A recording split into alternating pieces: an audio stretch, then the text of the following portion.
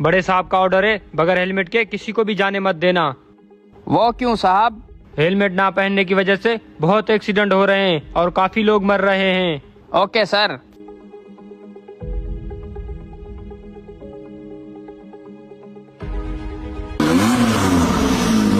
Bike आ रही है, रोको उसे।